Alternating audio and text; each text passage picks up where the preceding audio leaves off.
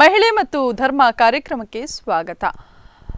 ಪರಂಪರಾಗತವಾಗಿ ಮುಂದುವರೆದಂತಹ ಧರ್ಮ ಅದೇ ಚೌಕಟ್ಟಿನಲ್ಲಿ ಮುಂದುವರಿಯಬೇಕೆ ಅಥವಾ ಇವತ್ತಿನ ಈ ಕಾಲಾನುಗುಣಕವಾಗಿ ಧರ್ಮದ ನಿಯಮಗಳು ಬದಲಾಗಬೇಕೆ? ಸ್ನೇಹ ಸಂಬಂಧ ಮರೆತು ಇಲ್ಲಿ ಚರ್ಚೆ ಆಗುತ್ತೆ ಹಲವು ವಿಚಾರ. ಇದೇ ಈ ಮಹಿಳೆ ಮತ್ತು ಧರ್ಮ ಕಾರ್ಯಕ್ರಮದ ವಿಶೇಷ. ಇವತ್ತು ಈ ಬಗ್ಗೆ ಮಹಿಳೆ ಮತ್ತು ಧರ್ಮದ ಬಗ್ಗೆ ಮಾತನಾಡಲು ನಮ್ಮ ಜೊತೆ ಝೊಹರಾ ಅಬ್ಬಾಸ್ ಅವರು ಇದ್ದಾರೆ. ಮೊದಲನೇದಾಗಿ ಅವರಿಗೆ ಕಾರ್ಯಕ್ರಮಕ್ಕೆ ಸ್ವಾಗತಿಸೋಣ. ಕಾರ್ಯಕ್ರಮಕ್ಕೆ ತಮಗೆ ಸ್ವಾಗತ. ಝೊಹರಾ ಅಬ್ಬಾಸ್ ಬಗ್ಗೆ ಹೇಳೋದಾದ್ರೆ, ಇವರು ಗ್ಲೋಬಲ್ ಬ್ರಿಟಿಷ್ ಸ್ಕೂಲ್ ಇದರಲ್ಲಿ ಪ್ರಾಂಶುಪಾಲರಾಗಿ ಕಾರ್ಯನಿರ್ವಹಿಸುತ್ತಿದ್ದಾರೆ. 18 ವರ್ಷ ಶೈಕ್ಷಣಿಕ ಕ್ಷೇತ್ರದಲ್ಲಿ ಅನುಭವವುಳ್ಳಂತಹ ಮಹಿಳೆ ಆಗಿದ್ದಾರೆ. ಇವರು ಅಖಿಲ ಭಾರತ ಬ್ಯಾರಿ ಸಾಹಿತ್ಯ ಅಕಾಡೆಮಿಯ ಸದಸ್ಯೆ ಕೂಡ ಆಗಿದ್ದಾರೆ. ಪವಿತ್ರ ಖುರಾನ್ ನ ಸಂದೇಶಗಳು, ನಿಯಮಗಳು ಇತ್ತೀಚಿನ ದಿನಗಳಲ್ಲಿ ನಿಜಕ್ಕೂ ಪಾಲನೆ ಆಗ್ತಿದೆಯಾ? ಖಂಡಿತವಾಗಿಯೂ ಪವಿತ್ರ ಖುರಾನ್ನ ಎಲ್ಲ ಸಂದೇಶಗಳು 100ಕ್ಕೆ 100ರಷ್ಟು ಪಾಲನೆ ಆಗದಿದ್ದರೂ ಕೂಡ ಬಹಳಷ್ಟು 99% ಪಾಲನೆ ಆಗ್ತಲೇ ಇದೆ. ಎಲ್ಲಿಯೂ 1-2 ಆ ಕಾಲದಕ್ಕಿಂತ ಈ ಕಾಲ ಪ್ರಸ್ತುತತೆ ಬರುವಾಗ ಸ್ವಲ್ಪ ಹೆಚ್ಚು ಕಡಿಮೆ ಆಗಿರಬಹುದು. ಆದರೆ ಪ್ರಪಂಚದಲ್ಲಿ ಎಲ್ಲ ಧರ್ಮಗ್ರಂಥಗಳು, ಅಂದರೆ ಪ್ರತಿಯೊಂದು ಧರ್ಮಕ್ಕೂ ಧರ್ಮಗ್ರಂಥಗಳಿವೆ. ಇಸ್ಲಾಂ ಧರ್ಮವಾಗಲಿ, ಕ್ರಿಶ್ಚಿಯನ್ ಧರ್ಮವಾಗಲಿ, ಹಿಂದೂ ಧರ್ಮವಾಗಲಿ, ಬಹಾಯಿ ಆಗಲಿ, ಪಾರ್ಸಿ ಆಗಲಿ, ಪ್ರತಿಯೊಂದು ಧರ್ಮಗ್ರಂಥಗಳು ಬದಲಾವಣೆಗೊಂಡಿದೆ. ಹಳೆಯ ಒಡಂಬಡಿಕೆ, ಹೊಸ ಒಡಂಬಡಿಕೆ ಅಂತ ಹೊಸತನ್ನು ಸೇರಿಸುತ್ತಾ ಹೋಗುತ್ತಿದ್ದಾರೆ. ಆದರೆ ಕಳೆದ 1400 ವರ್ಷಗಳಿಂದಲೂ ಬದಲಾವಣೆಯಾಗದ ಏಕೈಕ ಧರ್ಮಗ್ರಂಥವೆಂದರೆ ಅದು ಕುರಾನ್ ಮಾತ್ರ. ಹಾಗಾಗಿ ಕುರಾನನ್ನು ಆ ಕಾಲಕ್ಕೂ ಈ ಕಾಲಕ್ಕೂ ಯಾವುದೇ ಕಾಲಕ್ಕೂ ಕುರಾನ್ ಪ್ರಸ್ತುತ. ಅದು ಬದಲಾಗಲಿಲ್ಲ. ಕುರಾನ್ ಅನ್ನುವಂಥದ್ದು ಬದಲಾವಣೆಗೊಳ್ಬೇಕು ಅಂತ ಯಾವತ್ತೂ ಅನಿಸಿಲ್ಲ? ಖಂಡಿತವಾಗಿಯೂ ಇಲ್ಲ. ಯಾಕಂದರೆ ನಾವು ಮುಸ್ಲಿಮರು ಅದನ್ನು ದೇವಗ್ರಂಥ, ದಿವ್ಯವಾಣಿ, ಪ್ರವಾದಿ ಮೊಹಮ್ಮದರಿಗೆ ಅವತೀರ್ಣಗೊಂಡಂಥ ಒಂದು ದಿವ್ಯ ಗ್ರಂಥ ಅನ್ನುವುದನ್ನು ನಾವು ನಂಬುತ್ತೇವೆ. ಯಾಕಂದರೆ ಅದರಲ್ಲಿ ಮನುಷ್ಯನ ಹಸ್ತಕ್ಷೇಪವಿಲ್ಲ ಎಂಬುದು ನಮ್ಮ ನಂಬಿಕೆ.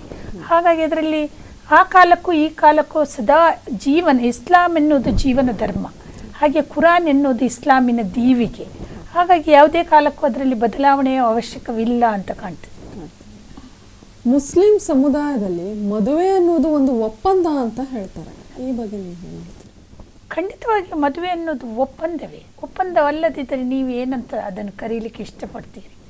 ವಿವಾಹವೆಂಬುದು ಹೆಣ್ಣು ಗಂಡಿನ ನಡುವಿನ ಒಂದು ಒಪ್ಪಂದ. ಎಲ್ಲಿಯ ತನಕ ಗಂಡು ಮತ್ತು ಹೆಣ್ಣು ಸುಖವಾಗಿ ಸಂಸಾರ ಮಾಡಲಿಕ್ಕೆ ಸಾಧ್ಯವಿದೆಯೋ ಅಲ್ಲಿಯ ತನಕ ಯಾವುದೇ ಬಂಧನಗಳಾಗಲಿ, ಯಾವುದೇ ಕಟ್ಟುಪಾಡುಗಳಾಗಲಿ ಅವರನ್ನು ಬೇರ್ಪಡಿಸುವುದಿಲ್ಲ. ಕೆಲವೊಂದು ಸಲ ಜೀವನ ಅಸಹನೀಯವಾಗುತ್ತದೆ. ಯಾಕಂದರೆ ಏನು ಹೇಳ್ತೇವೆ, ಜೋಡಿಗಳು ಸರಿಯಾಗಿ ಸಿಕ್ಕದಂಥ ಜೋಡಿಗಳು, ಬೇರೆ ಬೇರೆ ಮಾನಸಿಕ ಸ್ತರದಿಂದ ಬಂದವರು ಅಥವಾ ಕೆಲವೊಂದು ಕಾರಣದಿಂದ ಒಟ್ಟಾಗಿ ಜೀವನ ನಡೆಸಲಿಕ್ಕೆ ಸಾಧ್ಯವೇ ಇಲ್ಲ ಅನ್ನುವಾಗ ಒಪ್ಪಂದವನ್ನು ಮುರಿಯುವುದು ಕೂಡ ಬಹಳ ಸುಲಭ. ಯಾಕಂತ ಹೇಳಿದ್ರೆ ಕೋರ್ಟ್ ಕಚೇರಿಗಳಿಗೆ ಹೋಗಿ ಅಥವಾ ಮದುವೆಯಾಗಿ ಗಂಡ ಹೆಣ್ಣಿನಂಥ ಒಂದು ಪವಿತ್ರ ಸಂಬಂಧದಲ್ಲಿ ಇರುವ ಹಾಗೆಯೇ ಇನ್ನೊಂದು ಅನೈತಿಕ ಸಂಬಂಧವೋ ಅಥವಾ ಒಂದು ಅಫೇರೋ ಇಟ್ಟುಕೊಂಡು ಜೀವನ ಮಾಡುವುದಕ್ಕಿಂತ ಅದನ್ನು ಮುರಿಯೋದಕ್ಕೂ ಅವಕಾಶ ಇರುವಂಥ ಏಕೈಕ ಧರ್ಮ ಇಸ್ಲಾಂ. ಇವಾಗ ಅದರ ಬಗ್ಗೆನೇ ಹೇಳ್ತೀನಿ. ಭಾರತದಲ್ಲಿ ಸಂಬಂಧಕ್ಕೆ ಅತಿ ಹೆಚ್ಚು ಬೆಲೆ ಕೊಡ್ತಾರೆ. ಅದು ಪ್ರತಿ ರಾಷ್ಟ್ರದಲ್ಲೂ ಕೊಡ್ತಾರೆ, ಆದರೆ ಭಾರತದಲ್ಲಿ ತುಂಬ ಇಂಪಾರ್ಟೆನ್ಸ್ ಕೊಡ್ತಾರೆ. ಆದರೆ ತಲಾಕ್ ತಲಾಕ್ ತಲಾಕ್ ಅಂತ 3 ಸತಿ ಹೇಳಿದ್ರು ಕೂಡಲೇ ಆ ಗಂಡ ಹೆಂಡತಿಯ ಸಂಬಂಧಗಳು ಮುರಿದು ಹೋಗುತ್ತಾ? ಅಲ್ಲಿಯೇ ಇರುವ ತಪ್ಪು ಕಲ್ಪನೆ. ಇಸ್ಲಾಂ ಅನ್ನೋದು ಬಹಳಷ್ಟು ತಪ್ಪು ಕಲ್ಪನೆಗೆ ಒಳಗಾದ ಧರ್ಮ. ಹೌದು, ಬಹಳಷ್ಟು ತಪ್ಪು ಕಲ್ಪನೆ. ಇಸ್ಲಾಮನ್ನು ಯಾರು ಯಾವಾಗ ಕರೆಕ್ಟಾಗಿ ಅರಿತರೋ ಅವರು ಇಸ್ಲಾಮಿನತ್ತ ಆಕರ್ಷಿತರಾಗುತ್ತಾರೆ. ನಾನು ಮುಸ್ಲಿಮಳೆಂದು ಈ ಮಾತನ್ನು ಹೇಳುತ್ತಾ ಇಲ್ಲ. ನನಗೆ ಸಂಸ್ಕೃತವು ಗೊತ್ತು.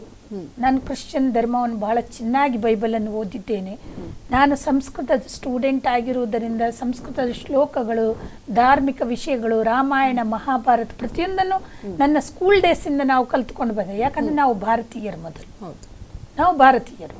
ಸೊ ನಮ್ಮ ಶಾಲಾ ಕಾಲೇಜುಗಳಲ್ಲಿ ನಾವು ಕಲಿತದ್ದು ರಾಮಾಯಣವನ್ನು, ಮಹಾಭಾರತವನ್ನೇ ಹೊರತು ಇಸ್ಲಾಮನ್ನು ಕುರಿತು ನಾವು ಕಲಿಯಲಿಲ್ಲ.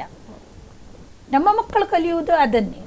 ಆದರೆ ನಾನು ಮುಸ್ಲಿಮಳಾಗಿಯೇ ಕೂಡ ಕೇವಲ ಅರಬಿಯಿಂದ ಓದುವಷ್ಟು, ಕುರಾನನ್ನು ಓದುವಷ್ಟನ್ನು ಮಾತ್ರ ಕಲಿತಿದ್ದೆ ನನ್ನ ಬಾಲ್ಯದಲ್ಲಿ. ನಂತರ ಇಸ್ಲಾಂ ಅಂದರೆ ಏನು?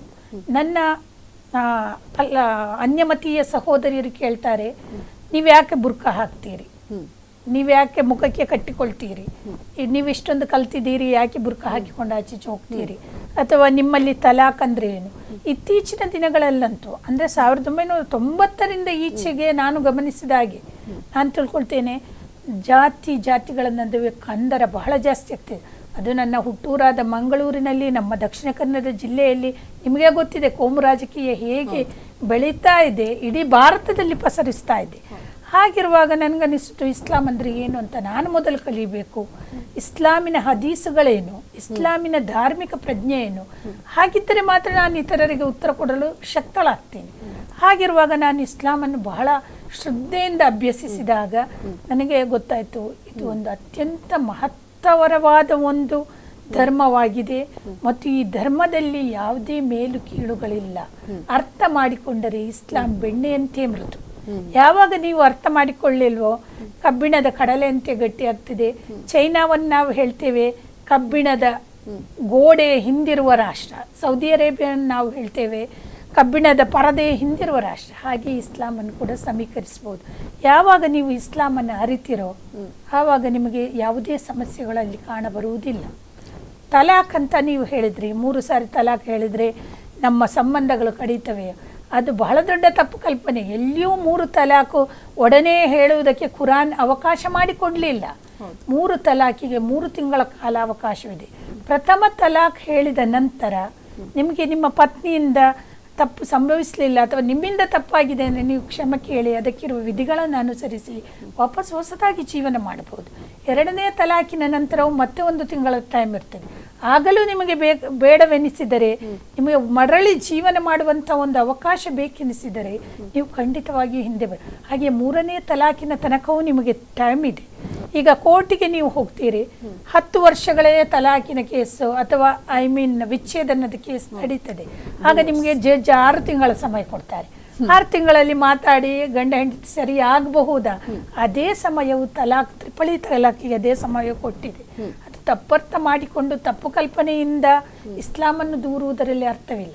ಇಸ್ಲಾಂ is a perfect religion, Muslims are not perfect. ಹಾಗಾದ್ರೆ ನಿಮ್ಮ ಲೆಕ್ಕದಲ್ಲಿ ತಲಾಕ್ ಬಗ್ಗೆ ಇರುವಂತಹ ತಪ್ಪು ವ್ಯಾಖ್ಯಾನ ಇವತ್ತು ವಿಚ್ಛೇದನ ಪ್ರಕರಣಗಳು ಹೆಚ್ಚಾಗ್ಲಿಕ್ಕೆ ಕಾರಣ ಆಗ್ತಿದೆ ಅಂತ ನೀವು ಹೇಳ್ತಾ ಇದ್ದೀರಾ? ಇಲ್ಲ, ಎಲ್ಲಿ ವಿಚ್ಛೇದನ ಪ್ರಕರಣಗಳು ಹೆಚ್ಚಾಗ್ತಾ ಇದೆ ಅಂದ್ರೆ ಇತ್ತೀಚೆಗೆ ನಾವು ಕೇಳ್ತೀವಿ ತ್ರಿವಳಿ ತಲಾಕ್ ಅಂತ. ತುಂಬಾ ಮಹಿಳೆಯರು ಕೋರ್ಟ್ ಮೊರೆ ಹೋದ್ರು ತ್ರಿವಳಿ ತಲಾಕಿಂದಾಗಿ. ಸೊ ನಾನೇನ್ ಹೇಳೋದಂದ್ರೆ ಇಸ್ಲಾಂ ಧರ್ಮದಲ್ಲಿ ಇರುವವರು, ಅದರಲ್ಲೂ ಪುರುಷರು ತಲಾಕ್ ಬಗ್ಗೆ ತಪ್ಪು ವ್ಯಾಖ್ಯಾನ ಮಾಡ್ಕೊಂಡಿದ್ದಾರೆ. ನಾವು 3 ಸತಿ ತಲಾಕ್ ಅಂದ್ರೂ ಕೂಡಲೇ ನಮ್ಮ ಸಂಬಂಧಗಳು ಮುರಿದು ಹೋಯ್ತು, ಆ ಹೆಂಡತಿಗೆ ವಿಚ್ಛೇದನ ಕೊಡ್ಬೋದು ಅಂತ. ಸೊ ಇಂತಹ ಪ್ರಕರಣಗಳಿಂದ ವಿಚ್ಛೇದನಗಳು ಜಾಸ್ತಿ ಆಗ್ತಿದೆಯಾ? ಖಂಡಿತವಾಗಿಯೂ ಇಲ್ಲ. ನೀವು ಹೇಳಿದ್ರೆ ಬಹಳಷ್ಟು ಮಹಿಳೆಯರು, ನಾನು ಹೇಳ್ತೇನೆ, ನಾನು ಅಂಕಿ ಅಂಶಗಳನ್ನೆಲ್ಲ ನೋಡಿದಾಗ ಸುಪ್ರೀಂ ಕೋರ್ಟ್ ಬಾಗಿಲಿಗೋ ಅಥವಾ ಹೈಕೋರ್ಟ್ ಬಾಗಿಲಿಗೋ ಹೋದ ಮಹಿಳೆಯರು ಬೆರಳೆಣಿಕೆ ಎಷ್ಟು ಮಂದಿ. 1990ನೇ ಇಸವಿ ಇರ್ಬೋದು, ನನಗೆ ಎಕ್ಸಾಕ್ಟ್ಲಿ ನೆನಪಿಲ್ಲ, ಶಾಬಾನೋ ಪ್ರಕರಣ. ಆಗ್ಲೂ ಬಹಳಷ್ಟು ಚರ್ವಣವಾಗ್ತಾ ಇತ್ತು. ಹಾಗೆ ಹೇಳುವಾಗ ಭಾರತದಲ್ಲಿ 110 ಕೋಟಿ ಜನಸಂಖ್ಯೆಯಲ್ಲಿ 20 ಕೋಟಿಯಷ್ಟು ಮುಸ್ಲಿಮರಿದ್ದಾರೆ. ಅದರಲ್ಲಿ ಒಂದು 10 ಮಹಿಳೆಯರು ಕೋರ್ಟಿಗೆ ಹೋದರೆ ಇಷ್ಟೊಂದು ಚರ್ಚೆ ಮಾಡುವ ಅಗತ್ಯ ಇದೆಯಾ? ನಿಮಗೆ ಕಾಣುವುದಿಲ್ವಾ? ಅದರಲ್ಲಿ ಹಿಂದೆ ಏನೋ ಒಂದು ಅಜೆಂಡಾ ಅಡಗಿದೆ. ಮುಸ್ಲಿಂ ಮಹಿಳೆಯರ ಹೆಸರು ಬರುವಾಗ ಅದನ್ನು ಆದಷ್ಟು ಹೆಚ್ಚಾಗಿ ಹೊರಗೆ ತರುವಂಥ ಪ್ರಯತ್ನ ಮಾಡ್ತದೆ. ಉಳಿದ 80 ಕೋಟಿ, 80ರಿಂದ 90 ಕೋಟಿ ಬಹುಸಂಖ್ಯಾತರಿದ್ದಾರೆ. ಅವರಲ್ಲಿ ಈಗ ನೀವು ಕೇರಳದಂಥ ಒಂದು ರಾಜ್ಯವನ್ನೇ ತೆಗೆದುಕೊಳ್ಳಿ, ಪ್ರತಿದಿನ 1,000 ವಿಚ್ಛೇದನೆಗಳು ಕೋರ್ಟಿಗೆ ಬರ್ತದೆ ಅಂತ ನಾನು ಮೊನ್ನೆಷ್ಟೇ ಪೇಪರಲ್ಲಿ ಓದಿದ್ದೇನೆ. ಅದರಲ್ಲಿ ಮುಸ್ಲಿಮರ ಸಂಖ್ಯೆ ಎಷ್ಟಂತ ನೀವು ತಿಳ್ಕೊಳ್ತೀರಿ? ಕೋರ್ಟಲ್ಲಿ ಸಾವಿರಾರು ಲಕ್ಷಗಟ್ಟಲೆ ಕೇಸುಗಳು 10, 25, 30 ವರ್ಷಗಳಿಂದ ಕೊಳಿತಾ ಬಿದ್ದಿದೆ. ಅದರ ಎಡೆಯಲ್ಲಿ ಮತ್ತು ಎಷ್ಟು ವಿಚ್ಛೇದನದ ಕೇಸುಗಳು ಹೋಗಿ ಆ ವಿಚ್ಛೇದನ ಮುಗಿಯುವಾಗ ಪುರುಷ ಅಥವಾ ಆ ಸ್ತ್ರೀಯ ಯೌವನದ ಎಲ್ಲ ಕಾಲಘಟ್ಟವು ಮುಗಿದು ಹೋದ ಮೇಲೆ ಒಂದು ವಿಚ್ಛೇದನ ಸಿಕ್ಕಿ ಏನಾದರೂ ಪ್ರಯೋಜನವಿದೆಯಾ? ಹಾಗಿರುವಾಗ ಇಸ್ಲಾಂನಲ್ಲಿ ತಲಾಕಿನ ಒಂದು ಸಿಸ್ಟಮಿಂದಾಗಿ ಕೋರ್ಟ್ ಕಚೇರಿಗೆ ಅಲೆಯದೇ ಇರುವುದರಿಂದ ಲಾಭವಾಗುವುದು ಯಾರಿಗೆ? ಇಸ್ಲಾಮಿನ ಸಮುದಾಯಕ್ಕೆ. ಪುರುಷರು ಎಲ್ಲಿಯೂ ಅದನ್ನು ಮಿಸ್ಯೂಸ್ 1-2 ಕೇಸಲ್ಲಿ ಮಾಡಿಕೊಂಡಿರ್ಬೋದು. ಇಸ್ಲಾಮನ್ನು ಸರಿಯಾಗಿ ಅರಿತವರಿದ್ದರೆ ಅದೇ ಮೊಹಲ್ಲದಲ್ಲಿರುವ ಕಾಜಿಗಳು ಅದೇ ಮಹಲ್ಲದಲ್ಲಿರುವ ಧರ್ಮಗುರುಗಳಿಂದಲೂ ಪರಿಹಾರ ಸಿಗ್ತದೆ. ಅದಕ್ಕೆ ಸುಪ್ರೀಂ ಕೋರ್ಟು ಹೈಕೋರ್ಟು ಖಂಡಿತವಾಗಿ ಅಗತ್ಯ ಇಲ್ಲ. ಇಸ್ಲಾಮಿನ ನಾಲೆಜ್ ಇಲ್ಲದಿರುವಂಥ ಅರೆಬರೆ ಮುಸ್ಲಿಮರಿಂದ ಈ ಕೇಸುಗಳು ಇಷ್ಟೊಂದಾಗಿ 1-2 ಕೇಸು ಹೋಗ್ತದೆ, ಅಲ್ಲಿ ಮುಸ್ಲಿಂ ಹೆಸರು ಕಾಣ್ತದೆ, ಅದು ಬಹಳ ದೊಡ್ಡ ನ್ಯೂಸ್ ಆಗ್ತಾ ಇದೆ ಅಷ್ಟೇ. ಖುಲ್ಲಾ ಬಗ್ಗೆ ನೀವೇನು ಹೇಳ್ತೀರಾ? ನೋಡಿ, ನಾನು ಯಾವಾಗಲೂ ನಿಮಗೆ ಒಂದು ವಿಷಯ ಎಲ್ಲರ ಹತ್ರ ಹೇಳ್ತೇನೆ, ಇಸ್ಲಾಂ ಸಮಾನತೆ ಧರ್ಮ. ಇಸ್ಲಾಂನಲ್ಲಿ ಎಲ್ಲೂ ಮೇಲು ಕೀಳಿಗೆ ಅವಕಾಶವಿಲ್ಲ.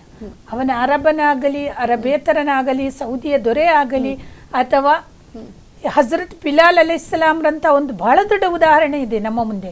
ಅವರು ಆಫ್ರಿಕಾದ ಕರೆಯ ಗುಲಾಮ. ಎಲ್ಲರೂ ನೀವು ಹಜ್ ಅಥವಾ ಉಮ್ರಾದ ಬಗ್ಗೆ ಕೇಳಿರ್ಬೋದು.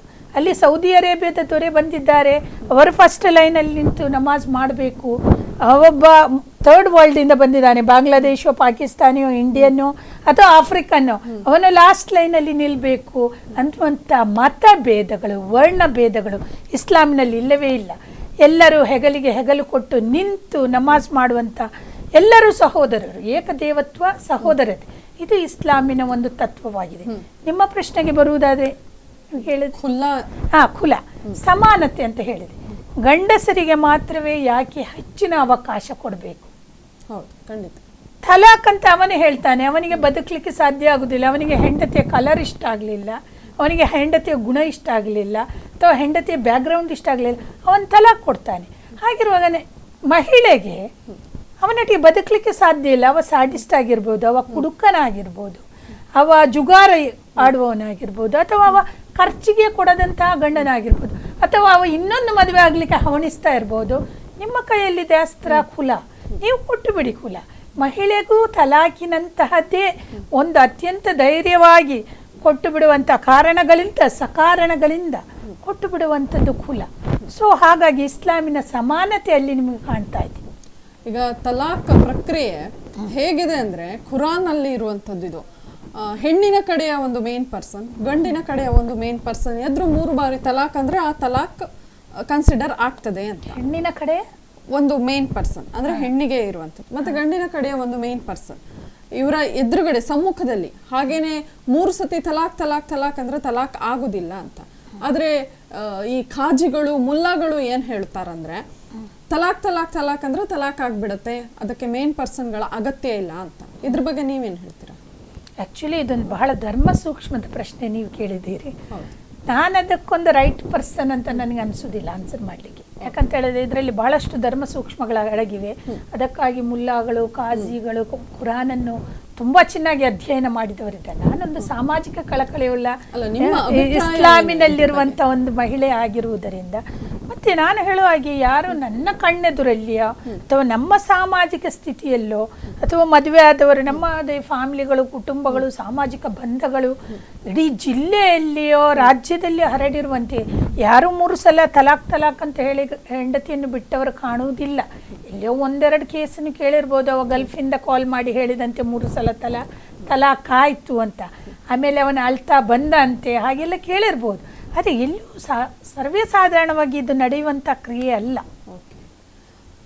ಈಗ ಮುಸ್ಲಿಂ ವಾಸಸ್ ಮುಸ್ಲಿಂ ಧರ್ಮದಲ್ಲಿ ಇವಾಗ ಬೇರೆ ರಾಷ್ಟ್ರಗಳನ್ನು ನೋಡ್ಬೋದು, ಇರಾನ್ ಅಂತ ರಾಷ್ಟ್ರಗಳಲ್ಲಿ ಮುಸ್ಲಿಮರು ಕೊಂದು ಹಾಕ್ತಾ ಇದ್ದಾರೆ. ಇದು ಧರ್ಮದೊಳಗೆ ಉಂಟಾದಂತಹ ಯುದ್ಧ ಅಂತ ಅನ್ಸೋದಿಲ್ವಾ? ಇದು ಧರ್ಮದೊಳಗೆ ಉಂಟಾದಂಥ ಯುದ್ಧ ಅಲ್ಲ, ಧರ್ಮವನ್ನು ಅರಿಯದವರಿಂದ ಉಂಟಾದಂಥ ಯುದ್ಧ ಅಂತ ಹೇಳ್ಬೋದು. ಯಾಕಂದ್ರೆ ಮನುಷ್ಯನ ಮೂಲಭೂತವಾಗಿ, ನೀವು ಖಂಡಿತವಾಗಿ ಹೇಳುವುದಾದ್ರೆ ಮನುಷ್ಯನನ್ನು ಒಂದು ಗಮನಿಸಿ ನೋಡಿ, ಮೂಲಭೂತವಾಗಿ ಒಬ್ಬ ಪ್ರಾಣಿ. ಅವನೊಳಗೆ 6 ಅರಿಷಡ್ವರ್ಗಗಳು ಅಂತ ಏನು ಸಂಸ್ಕೃತದಲ್ಲಿ ಹೇಳ್ತೇವೆ, ಎಲ್ಲವೂ ತುಂಬಿ ತುಳುಕ್ತಾ ಇದೆ. ನಾವು ಮುಂಚೆ ಏನು ಕಲಿತಾ ಇದ್ದೇವೆ? ವಿದ್ಯಾ ದದಾತಿ ವಿನಯಂ, ವಿದ್ಯೆಯನ್ನು ಕಲಿತವನು ನಾಗರಿಕನಾದ. ಈಗ ಅತಿ ಹೆಚ್ಚು ವಿದ್ಯೆಯನ್ನು ಕಲಿತವರೆಲ್ಲ ಅನಾಗರಿಕರಾಗ್ತಾ ಇದ್ದೇವೆ. ಹೌದಲ್ವಾ? ನೀವೇ ಖಂಡಿತ ಅಮಾನವೀಯ ಒಂದು ಘಟನೆ, ಮಾನವೀಯತೆ ಇರುವಂತಹ ಘಟನೆಗಳಲ್ಲ ಅಲ್ಲ. ಇದ್ರ ಬಗ್ಗೆ ನನಗೆ ನಿಮ್ಮಿಂದ ಉತ್ತರ ಬೇಕು. ಯಾವುದನ್ನು? ಅದೇ ಮುಸ್ಲಿಂ ವಾಸಸ್ ಮುಸ್ಲಿಂ ಅಂದ್ರೆ ಒಂದು ಧರ್ಮ ಖಂಡಿತವಾಗಿ ತಪ್ಪು, ನಾನು ಖಂಡಿತವಾಗಿ ಖಂಡಿಸ್ತೇನೆ. ಯಾಕಂತ ಹೇಳಿದ್ರೆ ಇತ್ತೀಚಿನ ಕಾಲದಲ್ಲಿ ಒಂದು ಟ್ರೆಂಡ್ ನೋಡ್ತಾ ಇದ್ದೇವೆ, ನಾನು ಮಾಡಿದ್ದೆ ಸರಿ ಅನ್ನುವ ಟ್ರೆಂಡ್. ನಾನು ನನ್ನಷ್ಟಕ್ಕೆ ಒಂದು ದೊಡ್ಡ ಆನೆಯನ್ನು ನೋಡಿ ಕುರುಡರು ಹೇಳಿದ್ರಂತೆ ಆನೆಯ ಸೊಂಡಿಲೇ ಆನೆ ಅಂತ, ಮತ್ತೆ ಕೆಲವು ಜನ ಹೇಳಿದಂತೆ ಕಾಲು ನೋಡಿ ಅದೇ ಆನೆ ಅಂತ. ಅವರವರೊಳಗೆ ಜಗಳ ಆಯ್ತಂತೆ, ಒಬ್ಬರನ್ನೊಬ್ರು ಇರಿದ್ರಂತೆ. ಹಾಗೆ ಆಗಿದೆ. ಇಸ್ಲಾಂ ಅನ್ನೋದು ಒಂದು ದೊಡ್ಡ ವಿಶಾಲವಾದ ಜೀವನ ಧರ್ಮವನ್ನು ನನಗೆ ತಿಳಿದ ಮಟ್ಟಿಗೆ ಅಷ್ಟೇ ನಾನು ಅನ್ವಯಿಸ್ಕೊಳ್ಳೋದು, ನಾನು ಮೂಲಭೂತವಾದಿತನವನ್ನು ಆರೋಪಿಸಿಕೊಳ್ಳೋದು, ಆಗ ನಾನು ಇನ್ನೊಬ್ಬನನ್ನು ಕೊಲೆ ಮಾಡಿ. ಇಸ್ಲಾಂನಲ್ಲಿ ಅತ್ಯಂತ ಕ್ಷಮೆಯಿಲ್ಲದ ಅಪರಾಧವೆಂದರೆ ಇನ್ನೊಬ್ಬನ ಆತನನ್ನು ಕೊಲೆಗೈಯುವುದು. ಅದಕ್ಕೆ ಯಾವುದೇ ಕ್ಷಮೆ ಇಲ್ಲ. ಅಂಥದ್ದನ್ನು ಮಾಡೋದನ್ನು ನಾನು ಖಂಡಿತವಾಗಿ ಖಂಡಿಸ್ತೇನೆ. ಅವರು ಖಂಡಿತವಾಗಿ ಮುಸ್ಲಿಮರಲ್ಲ ಅಂತ ನಾನು ಹೇಳ್ತೇನೆ. ಮಹಿಳೆ ಮತ್ತು ಧರ್ಮ ಕಾರ್ಯಕ್ರಮದಲ್ಲಿ ಪುಟ್ಟ ವಿರಾಮ.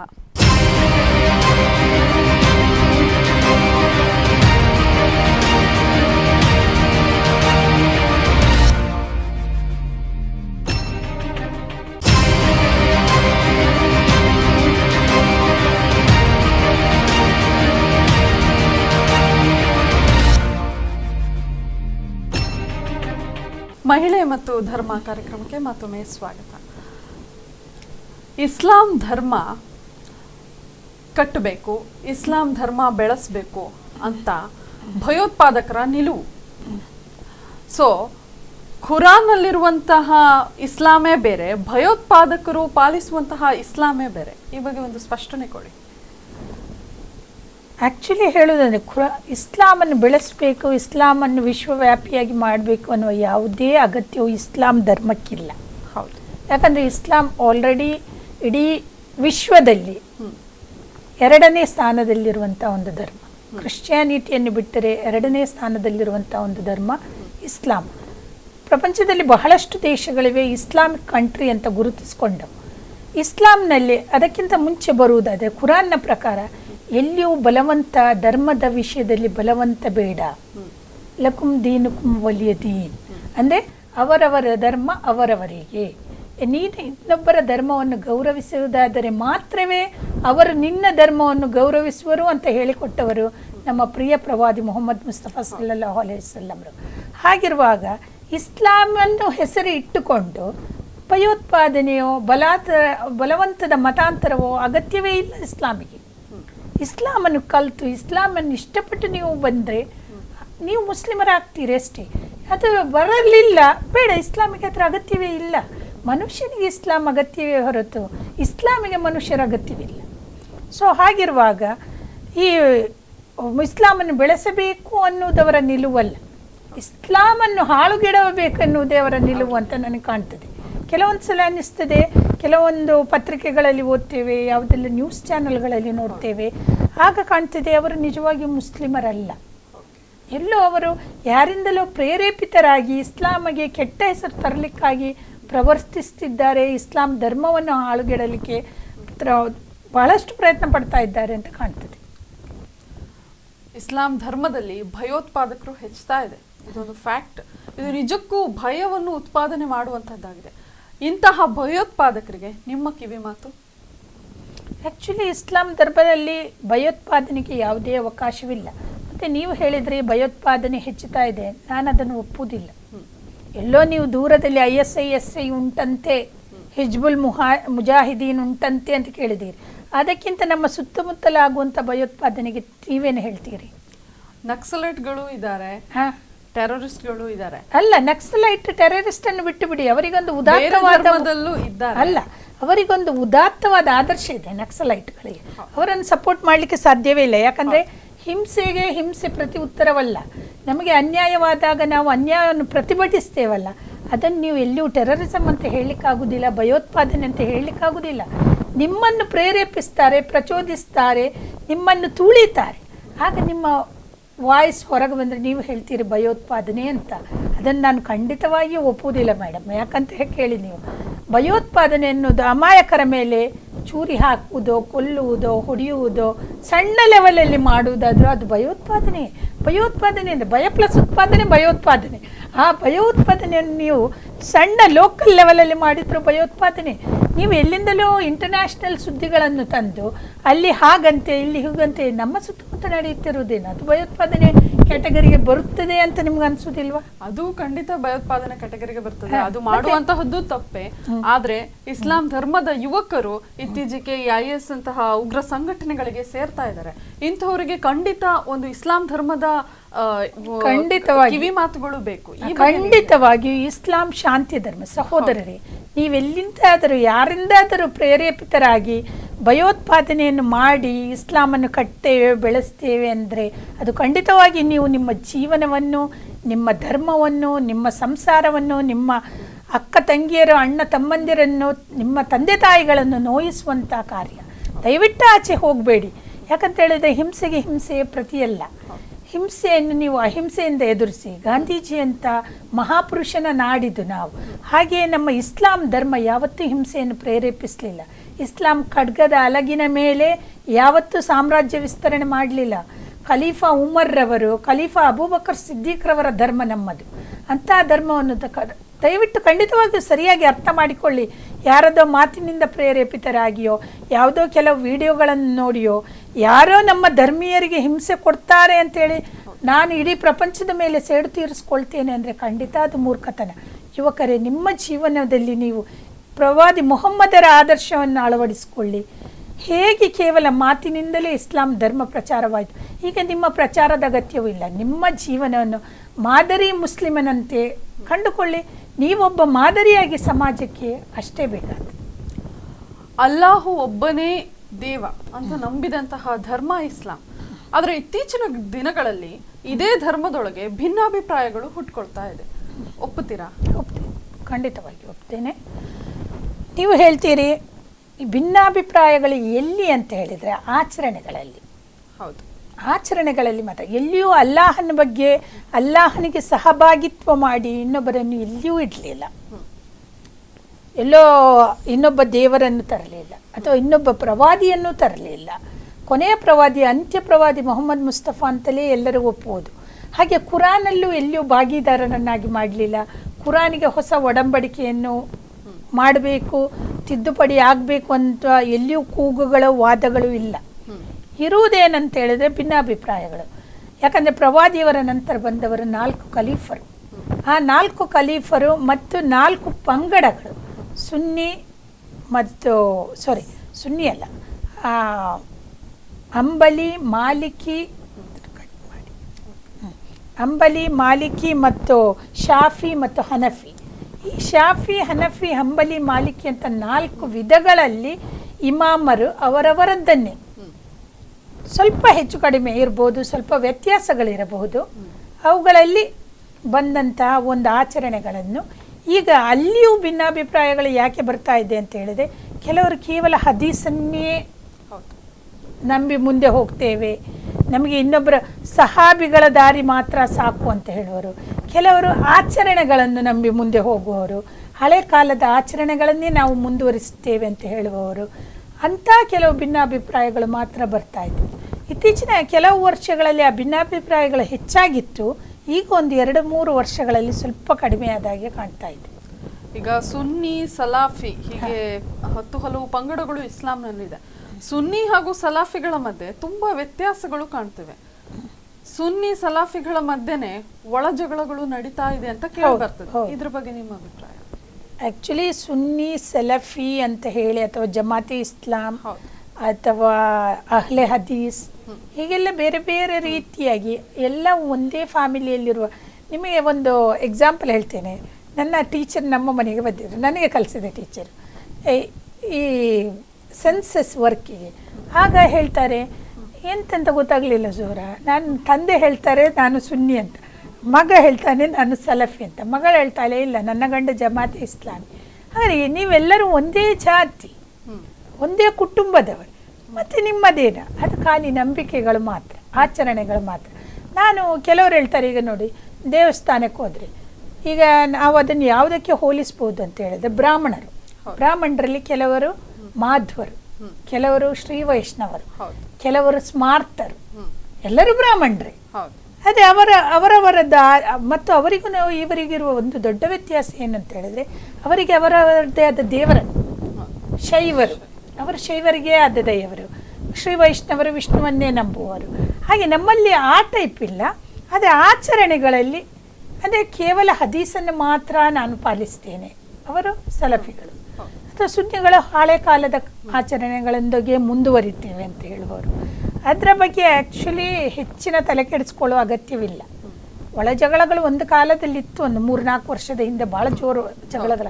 ಈಗೆಲ್ಲ ಸದ್ಯಕ್ಕೆ ಕಡಿಮೆ ಆಗಿದೆ ಅಂತ ಕಾಣ್ತದೆ, ಅಂಡರ್ಸ್ಟ್ಯಾಂಡಿಂಗ್ ಬಂದಿದೆ. ಯಾಕಂದರೆ ಕೊನೆಗೆ ಉಳಿಯುವುದು ಒಂದೇ, ಖುರಾನ್ ಮತ್ತು ಅಲ್ಲಾಹ್. ನಾನೊಂದು ವಿಷಯ ಕೇಳಿದ್ದೆ ಈ ಬಗ್ಗೆ, ಈ ಸುನ್ನಿ ಸಲಾಫಿ ಬಗ್ಗೆ. ಸಲಾಫಿ ಮನೆಯ ಹುಡುಗಿಯನ್ನ ಸುನ್ನಿ ಮನೆಯ ಹುಡುಗಿಯನ್ನ ಸಲಾಫಿ ಮನೆಗೆ ಕೊಡ್ತಾರೆ. ಅವಳಿಗೆ ಆ ಕಟ್ಟುಪಾಡುಗಳು, ಅವರು ಹದೀಸನ್ನ ಪಾಲಿಸುವವರು, ಮುಖ ಕೂಡ ಪ್ರದರ್ಶನಗೊಳಿಸೋದಿಲ್ಲ. ಆದರೆ ಸುನ್ನಿಗಳಲ್ಲಿ ಇಂತಹ ಒಂದು ನಂಬಿಕೆ ಇಲ್ಲ. ಆ ಒಂದು ಕಾರಣಕ್ಕೆ ಗಂಡ ಹೆಂಡತಿಗಳ ಮಧ್ಯೆ ಜಗಳ ಆಗಿ ತಲಾಕ್ ಅನ್ನುವಂತಹದ್ದು ಕೊನೆಗೆ ಮುಟ್ತು. ಆಕೆಗೆ ತಲಾಕ್ ಕೂಡ ಕೊಟ್ಟರು. ಇದು ಒಂದೇ ಧರ್ಮದಲ್ಲಿ ಇದ್ದುಕೊಂಡು ಭಿನ್ನಾಭಿಪ್ರಾಯಗಳು ಉಂಟಾಗಿ ತಲಾಕ್ ಆಯ್ತೆ, ಅಥವಾ ಇದಕ್ಕೆ ಬೇರೆ ಏನಾದರೂ ಕಾರಣ ಇರ್ಬೋದು?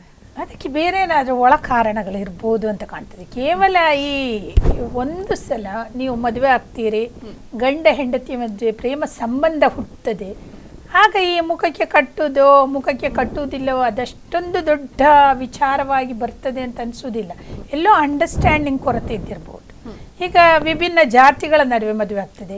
ಒಂದು ಹುಡುಗಿ ಇನ್ನೊಂದು ಜಾತಿಯವನಿಗೆ ಮದುವೆ ಆಗಿ ಒಂದೇ ಧರ್ಮದೊಳಗೆ ಹೋಗ್ತಾರೆ, ಅಲ್ಲಿ ಕಟ್ಟುಪಾಡುಗಳು, ಆಹಾರ ವ್ಯವಹಾರಗಳು ವ್ಯತ್ಯಾಸ ಇರ್ತದೆ. ಆ ಕಾರಣಕ್ಕಾಗಿ ವಿಚ್ಛೇದನ ತಗೊಳ್ಳುತ್ತಾರೆ ಅಂತ ನಾನು ಎಣಿಸೋದಿಲ್ಲ. ಹಾಗೆ ಸಲಫಿ ಸುನ್ನಿಗಳ ನಡುವೆ ಮದುವೆ ಆಗಿ ಇಲ್ಲಿ ಆದರೂ ಅವರು ಆ ಕಾರಣಕ್ಕಾಗಿ ವಿಚ್ಛೇದನ ತಗೊಂಡ್ರು ಅನ್ನೋದು ಬಾಲಿಷ್ಯರ ಕಾರಣ ಅಂತ ಕಾಣ್ತದೆ. ಮತ್ತು ಎಲ್ಲಿಯೋ ಅಂಡರ್ಸ್ಟ್ಯಾಂಡಿಂಗ್ ಕೊರತೆ, ಹೊಂದಾಣಿಕೆಯ ಕೊರತೆ, ಅಥವಾ ಅವರು ಸ್ವಲ್ಪ ಕಟ್ಟುಪಾಡುಗಳು, ಸಂಪ್ರದಾಯಸ್ಥರು ತುಂಬ ಕಟ್ಟುಪಾಡುಗಳನ್ನು ಹೇರಿದರೆ ಈ ಹುಡುಗಿಗೆ ಸ್ವಲ್ಪ ಉಸಿರು ಕಟ್ಟಿದ ಅನುಭವವಾಗಿರ್ಬೋದು. ಹಾಗೆಲ್ಲ ಅದು ಸಮಸ್ಯೆಗಳು ಉಂಟಾಗಿರ್ಬೋದು. ಹೆಣ್ಣು ಭೋಗದ ವಸ್ತು ಅಲ್ಲ, ಪರಪುರುಷಳಿಗೆ ಸ್ತ್ರೀ ಆಕರ್ಷಿತಳಾಗಬಾರದು ಅನ್ನುವಂತಹ ಉದ್ದೇಶದಿಂದ ವಸ್ತ್ರ ಸಂಹಿತೆ ಅನ್ನುವಂಥದ್ದು ಹುಟ್ಕೊಳ್ತು. ಅದೇ ಈಗ ಬುರ್ಕಾ ಆಗಿದೆ. ಕೆಲವರು ವಾದ ಏನಂದ್ರೆ ಈ ಬುರ್ಕಾ ಪದ್ಧತಿ ಹೆಣ್ಣಿನ ಸ್ವಾತಂತ್ರ್ಯಕ್ಕೆ ಧಕ್ಕೆ ಬರ್ತದೆ ಅಂತ. ಏನ್ ಹೇಳ್ತೀರಿ? ನನ್ನನ್ನೇ ನೋಡಿ, ನಾನು ಬುರ್ಕಾ ಹಾಕೊಂಡು ನಿಮ್ಮ ಮುಂದೆ ಇದ್ದೇನೆ, ನನಗೆ ಯಾವ ಸ್ವಾತಂತ್ರ್ಯಕ್ಕೆ ಅಡ್ಡಿಯಾಗಿದೆ? ನಿಮಗೆ ಗೊತ್ತಿದ್ದಾಗೆ ನಾನು ಕೇಂಬ್ರಿಡ್ಜ್ ಇಂಟರ್ನ್ಯಾಷನಲ್ ಬ್ರಿಟಿಷ್ ಸ್ಕೂಲಲ್ಲಿ ಪ್ರಿನ್ಸಿಪಲ್ ಆಗಿ ವರ್ಕ್ ಮಾಡ್ತಾ ಇದ್ದೇನೆ. ನನ್ನ ಅಂಡರಲ್ಲಿ ಫಾರಿನರ್ಸ್ ತುಂಬ ಜನ ವರ್ಕ್ ಮಾಡ್ತಾ ಇದ್ದಾರೆ. ನಾನು ನನ್ನ ಬುರ್ಕಾ ಹಾಕಿಕೊಂಡು ಹೋಗೋದ್ರಿಂದ ನನ್ನ ಕಲಿಕೆಗೆ ಯಾವತ್ತೂ ಅಡ್ಡಿಯಾಗಲಿಲ್ಲ. ನಿಮಗೊಂದು ವಿಷಯ ಹೇಳೋದಾದರೆ, ನಾನು ಬಹಳ ಸಣ್ಣ ಪ್ರಾಯದಲ್ಲಿ ಮದುವೆ ಆಗಿದ್ದೇನೆ. ಆಮೇಲೆ ನಾನು ಎಷ್ಟೋ ಡಿಗ್ರಿಗಳನ್ನು ಮಾಡಿದೆ, ಕಲಿತೆ, ತುಂಬ ಡಿಗ್ರಿಗಳನ್ನು ಮಾಡಿದ್ದೇನೆ, ತುಂಬ ಕಲಿತೆ, ತುಂಬ ಇಂಟರ್ನ್ಯಾಷನಲ್ ಲೆವೆಲಿಗೆ ಹೋಗಿ ಜಾಬ್ ಮಾಡಿದ್ದೇನೆ. ಎಲ್ಲಿಯೂ ನನಗೆ ನನ್ನ ಪರ್ದ ಅಡ್ಡಿಯಾಗಲಿಲ್ಲ. ನನಗೆ ಭಾಳಷ್ಟು ನೆಮ್ಮದಿ, ಖುಷಿ ಕೊಡುವಂಥ ಒಂದು ವಸ್ತ್ರ ಸಂಹಿತೆ ನನ್ನ ಪರ್ದ. ನೋಡಿ, ಇದು ಬ್ಲ್ಯಾಕು ನಾನು ಹಾಕಲಿಲ್ಲ, ಯಾವುದೇ ಕಲರ್ ನನಗೆ ಹಾಕ್ಬೋದು. ಇಸ್ಲಾಮಿನ ವಸ್ತ್ರ ಸಂಹಿತೆ ಅಂದರೆ ಮೈ ಮುಚ್ಚಿರಿ, ಹೌದು, ಅಷ್ಟೇ ಹೇಳ್ತದೆ ಇಸ್ಲಾಂ. ಅದನ್ನು ಬಿಟ್ಟು ನೀವು ಕಪ್ಪು ಕಲರ್ ಇದ್ದನ್ನೇ ಹಾಕಿಕೊಂಡು ನಡೆಯಿರಿ ಅಂತ ಎಲ್ಲೂ ಇಸ್ಲಾಮಲ್ಲಿ ಹೇಳಿಲ್ಲ. ಮತ್ತು ನೀವು ಹೇಳ್ತೀರಿ ವಸ್ತ್ರ ಸಂಹಿತೆ, ಅನಾಗರಿಕ ಮನುಷ್ಯ, ಆದಿ ಮಾನವ ಬಟ್ಟೆ ಇಲ್ಲದೆ ತಿರುಗಾಡ್ತಾ ಇದ್ದ. ಕಡೆಗೆ ಅವನಿಗೆ ಸ್ವಲ್ಪ ನಾಗರಿಕತೆ, ನಾಚಿಕೆ, ಹಯ ಅಂತ ಏನು ಹೇಳ್ತೇವೆ, ಅದು ಬಂದ ಕೂಡಲೇ ಎಲೆಗಳಿಂದ ಬಟ್ಟೆ ಮಾಡಿಕೊಂಡ. ಆಮೇಲೆ ಎಲೆಗಳಿಂದ ಇನ್ನಷ್ಟು ನಾಗರಿಕತೆ ಹೆಚ್ಚಿದ ಕೂಡಲೇ ಬಟ್ಟೆಯನ್ನು ದೊಡ್ಡದು ಮಾಡಿಕೊಂಡ. ಒರಟು ಉಣ್ಣೆಯಿಂದಲೋ ಹತ್ತಿಯಿಂದಲೋ ಬಟ್ಟೆ ಮಾಡಿಕೊಂಡ.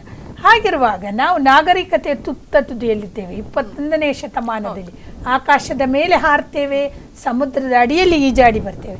ಹಾಗಿರುವಾಗ ನಾವು ಅತ್ಯಂತ ಹೆಚ್ಚಿನ ನಾಗರಿಕರು. ಮತ್ತು ಅನಾಗರಿಕತೆ ಕಾಲಕ್ಕೆ ಹೋಗುವ ಅವಶ್ಯಕತೆ ಇದೆ. ಆದಷ್ಟು ಸಣ್ಣ ಉಡುಪುಗಳನ್ನು ಧರಿಸಿ ಪರಪುರುಷ ಆಕರ್ಷಿತನಾಗ್ತಾನೋ ಇಲ್ವೋ ಅದು ಬೇರೆ ವಿಷಯ. ಅಟ್ಲೀಸ್ಟ್ ನಮ್ಮ ಮರ್ಯಾದೆಯನ್ನು ನಾವು ಕಾಪಾಡಿಕೊಳ್ಬೇಕಲ್ಲ.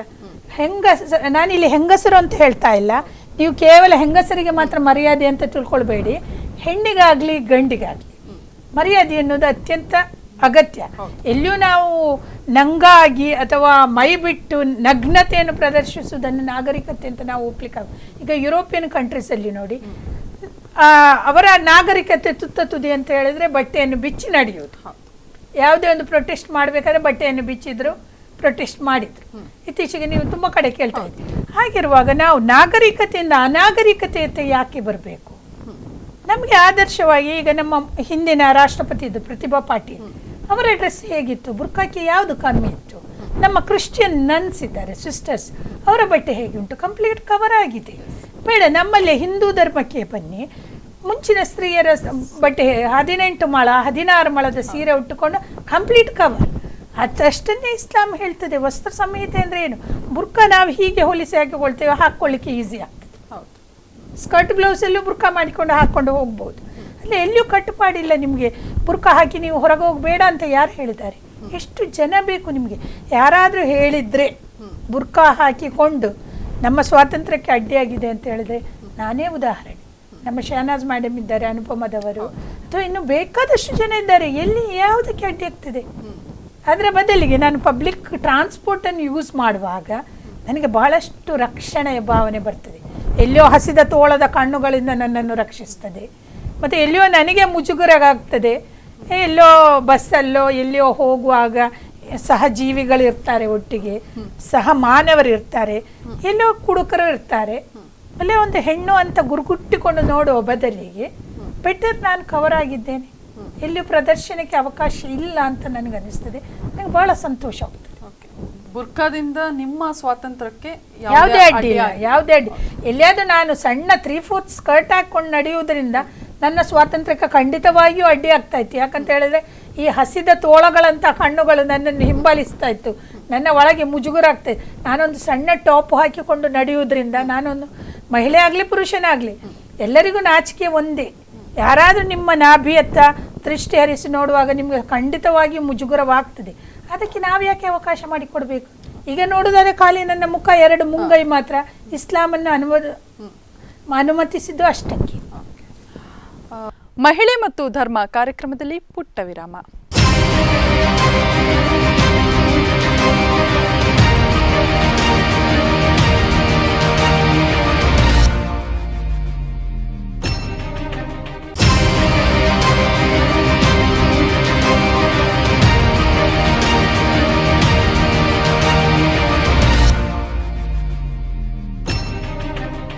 ಮಹಿಳಾ ಮತ್ತು ಧರ್ಮ ಕಾರ್ಯಕ್ರಮಕ್ಕೆ ನಿಮಗೆ ಮತ್ತೊಮ್ಮೆ ಸ್ವಾಗತ. ಇಸ್ಲಾಂ ಧರ್ಮದಲ್ಲಿ ಹೆಣ್ಣು ಮಗು ಹುಟ್ಟಿದ ಕೂಡಲೇ ಆಕೆ ತಂದೆ ತಾಯಿಯ ತಲೆಯಲ್ಲಿ ಬರೋದು ಮದುವೆ ವಿಚಾರವಂತೆ. ಇದು ಎಷ್ಟರ ಮಟ್ಟಿಗೆ ಸತ್ಯ? ಅದು ಖಂಡಿತವಾಗಿ ಸುಳ್ಳು. ಓಕೆ, ಮತ್ತೊಂದು ಸಲ ನಾನೇ ಉದಾಹರಣೆ.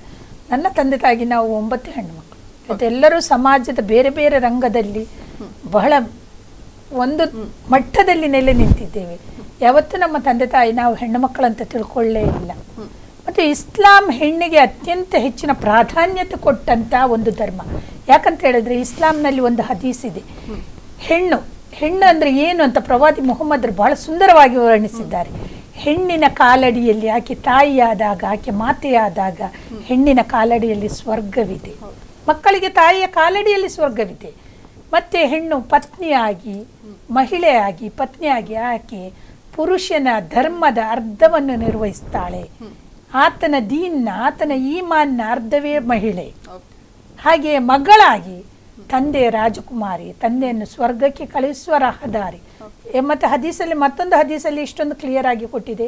ನಿಮಗೆ 3 ಹೆಣ್ಣು ಮಕ್ಕಳಿದ್ದರೆ ಅವರನ್ನು ಅತ್ಯಂತ ಉತ್ತಮ ರೀತಿಯಲ್ಲಿ ಸಾಕಿ ಬೆಳೆಸಿ ಅವರನ್ನು ವಿವಾಹ ಮಾಡಿಕೊಟ್ಟರೆ ನಿಮಗೂ ಸ್ವರ್ಗಕ್ಕೂ ನಡುವೆ ಯಾವುದೇ ಅಡ್ಡದಾರಿಗಳಿಲ್ಲ, ನೀವು ಡೈರೆಕ್ಟಾಗಿ ಸ್ವರ್ಗಕ್ಕೆ ಹೋಗ್ತೀರಿ ಅಂತ ವಾಗ್ದಾನ ಮಾಡಿದಂಥ ಒಂದು ಧರ್ಮ ಇಸ್ಲಾಂ. ಮತ್ತು ಇಸ್ಲಾಮಲ್ಲಿ ಮತ್ತೊಂದು ನಾನು ಹೇಳ್ತೇನೆ, ವರ್ಲ್ಡ್ ಇಸ್ಲಾಂ. ನೀವು ಕೇವಲ ದಕ್ಷಿಣ ಕನ್ನಡಕ್ಕೋ ಭಾರತಕ್ಕೋ ಸೀಮಿತವಾಗಿ ಇಟ್ಬೇಡಿ. ಇಸ್ಲಾಂನಲ್ಲಿ, ಪ್ರಪಂಚದ ಇಸ್ಲಾಂನಲ್ಲಿ ಸೌದಿ ಅರೇಬಿಯಾದಂಥ ರಾಷ್ಟ್ರಗಳ, ದುಬೈ ಅಂಥ ರಾಷ್ಟ್ರ, ಹೆಣ್ಣಿಗೆ ಅತ್ಯಂತ ಹೆಚ್ಚಿನ ಒಂದು ಪ್ರಾಧಾನ್ಯತೆ ಕೊಡುವಂಥ ಒಂದು ರಾಷ್ಟ್ರಗಳು ಅವು. ಈಗ ಹೇಳ್ತೀರಿ ಏನಂತ ಹೇಳಿದ್ರೆ, ಅಯ್ಯೋ ಅವರನ್ನು ದುಡಿಲಿಕ್ಕೆ ಕಳಿಸೋದಿಲ್ಲ. ದುಡಿಲಿಕ್ಕೆ ಹೋದವರು ಮಾತ್ರ ನೆಮ್ಮದಿಯಿಂದ ಜೀವನ ಮಾಡ್ತಾರೆ ಅಂತಿಲ್ಲ. ಅವರು ಡಬಲ್ ಡ್ಯೂಟಿ ಮಾಡಿ ಅವರು ಮಾನಸಿಕವಾಗಿಯೂ ದೈಹಿಕವಾಗಿಯೂ ಸಾಂಸಾರಿಕವಾಗಿಯೂ ಕುಗ್ಗಿ ಹೋಗ್ತಾರೆ. ಅಂಥದ್ದಕ್ಕೆ ಅವಕಾಶ ಮಾಡಿಕೊಡದೆ ಬಹಳ ಚೆನ್ನಾಗಿ ರಾಣಿಯರಂತೆ ನೋಡಿಕೊಳ್ಳುವಂಥ ಧರ್ಮವಿದ್ದರೆ ಅದು ಇಸ್ಲಾಂ ಮಾತ್ರ. ಮತ್ತು ಹಿಂದೂ ಧರ್ಮದಲ್ಲಿ ಇತ್ತೀಚೆಗಷ್ಟೇ ಮಹಿಳೆಯರಿಗೆ ಆಸ್ತಿಯ ಹಕ್ಕು ಕೊಟ್ಟದ್ದು, ಅನ್ಡಿವೈಡೆಡ್ ಹಿಂದೂ ಲಾದಲ್ಲಿ. ಆದರೆ ಮುಸ್ಲಿಮರಲ್ಲಿ, ಇಸ್ಲಾಂನಲ್ಲಿ, ಕುರಾನಿನಲ್ಲಿ ತಂದೆ ತಾಯಿಯ ಆಸ್ತಿಯಲ್ಲಿಯೂ ಹಕ್ಕಿರುವ ಏಕೈಕ ಧರ್ಮ, ಹೆಣ್ಣು ಮಕ್ಕಳಿಗೆ ಆಸ್ತಿ ಹಕ್ಕು ನೀಡಿದ ಏಕೈಕ ಧರ್ಮ ಇಸ್ಲಾಂ. ಮತ್ತು ನೀವು ಹೇಳ್ತೀರಿ ಮದುವೆ ವಿಷಯಕ್ಕೆ ಬಂದಾಗ ಅವರಿಗೆ ಮದುವೆ ವಿಚಾರವೇ ಬರೋದು, ಖಂಡಿತವಾಗಿ ಸುಳ್ಳು. ಯಾವತ್ತೂ ಒಬ್ಬ ಸರಿಯಾದ ಇಸ್ಲಾಂ ಅಥವಾ ಮುಸ್ಲಿಮನ್, ಸರಿಯಾದ ಒಬ್ಬ ಮುಸ್ಲಿಮನ ತಲೆಯಲ್ಲಿ ಹೆಣ್ಣು ಹುಟ್ಟಿದ ಕೂಡಲೇ ಆಗೋದು ರೆಹಮತ್ ಹುಟ್ಟಿತು, ಬರ್ಕತ್ ಬಂತು ನನ್ನ ಮನೆಗೆ, ಅಂತ ಒಂದು ಮಾತು ಬರ್ತದೆ. ಬಹಳ ಪ್ರೀತಿಯಿಂದ ಹೆಣ್ಣು ಮಕ್ಕಳನ್ನು ದುಡಿಲಿಕ್ಕೆ ಕಳಿಸದೆ ಉತ್ತಮ ವಿದ್ಯಾಭ್ಯಾಸ ಈಗ ನೀಡ್ತಾ ಇದ್ದಾರೆ. ಉತ್ತಮವಾದ ಉಡುಪುಗಳನ್ನು, ಉತ್ತಮವಾದ ಆಹಾರವನ್ನು ನೀಡಿ ಪರಿಪಾಲಿಸುವ ಒಬ್ಬ ತಂದೆ ಇದ್ದರೆ ಅದು ಇಸ್ಲಾಂನಲ್ಲಿ 100% ನೀವು ಕಾಣ್ಬೋದು. 1-2 ಎಕ್ಸೆಪ್ಷನಲ್ ಕೇಸಸ್ ಇರ್ಬೋದು. ಇಸ್ಲಾಂ ಧರ್ಮದಲ್ಲಿ ಹೆಣ್ಣಿಗೆ ಚಿನ್ನದ ಹಗ್ಗದಲ್ಲಿ ಕಟ್ಟಿ ಪಂಜರದಲ್ಲಿ ಇಡ್ತಾರೆ ಅಂತ ಹೇಳ್ತಾರಪ್ಪ. ಇದು ಎಷ್ಟರ ಮಟ್ಟಿಗೆ ಸತ್ಯ? ಚಿನ್ನದ ಹಗ್ಗದಲ್ಲಿ ಕಟ್ಟಿ ಪಂಜರದಲ್ಲಿ ಅಂದ್ರೆ ನೀವು ಖಂಡಿತವಾಗಿಯೂ ಸುಳ್ಳು. ತುಂಬಾ ಚೆನ್ನಾಗಿ ಸಾಕ್ತಾರೆ ಅಂತ ಇದು ಕೆಲವರ ವಾದ. ತುಂಬಾ ಚೆನ್ನಾಗಿ ಸಾಕ್ತಾರೆ, ಇದಕ್ಕೆ ಪ್ರತಿಯಾಗಿ ವಾದ. ಆಕೆನ ಚಿನ್ನದ ಹಗ್ಗದಲ್ಲಿ ಕಟ್ಟಿ ಪಂಜರದಲ್ಲಿ ಸಾಕ್ತಾರೆ. ಆಯ್ತಪ್ಪ, ಆ ವಾದ ಮಾಡುವರ ಹತ್ರ ನಾನೊಂದು ಕೇಳ್ತೇನೆ, ಮತ್ತೆ ಇನ್ನು ಹೇಗೆ ಹೆಣ್ಣನ್ನು ನೋಡ್ಬೇಕಂತ ಬಯಸ್ತೀರಿ? ಚಿತ್ರದ ಪರದೆಯ ಮೇಲೆ ನೋಡ್ಬೇಕಂತ ಬಯಸ್ತೀರೋ, ಯಾವುದ್ರಲ್ಲಿ ನೋಡ್ಬೇಕಂತ ಬಯಸ್ತೀರ?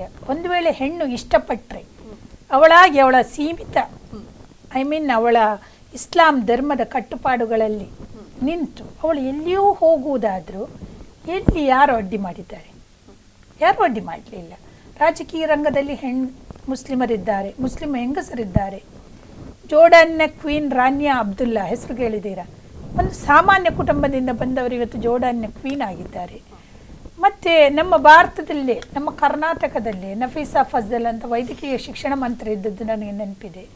ಹಾಗೆ ಬಹಳಷ್ಟು ಜನ ಶಿಕ್ಷಣ ರಂಗದಲ್ಲಿದ್ದಾರೆ. ಬಹಳಷ್ಟು ಜನ ಮಂಗಳೂರಲ್ಲೇ ತಗೊಳ್ಳಿ, ಎಷ್ಟು ಜನ ಫೇಮಸ್ ಡಾಕ್ಟರ್ಸ್ ಮುಸ್ಲಿಂ ಮಹಿಳೆಯರಿದ್ದಾರೆ. ಮತ್ತು ನಿಮಗೆ ಯಾವ ರೀತಿಯಲ್ಲಿ ಮುಸ್ಲಿಂ ಮಹಿಳೆಯರನ್ನು ಕಾಣಬೇಕಂತ ನೀವು ಬಯಸ್ತೀರಿ?